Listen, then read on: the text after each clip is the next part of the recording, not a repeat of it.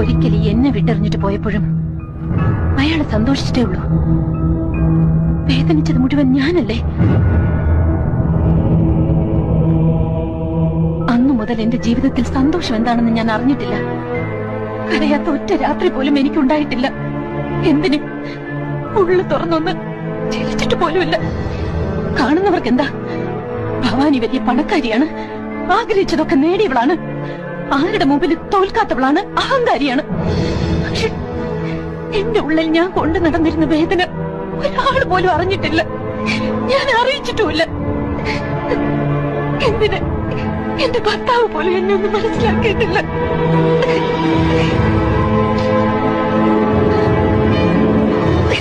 എന്നിട്ടിപ്പോ അയാള് മാത്രം ജീവിതത്തിൽ എല്ലാം നേടുന്നത് കണ്ടുകൊണ്ട് ഞാൻ അടങ്ങിയിരിക്കണോ?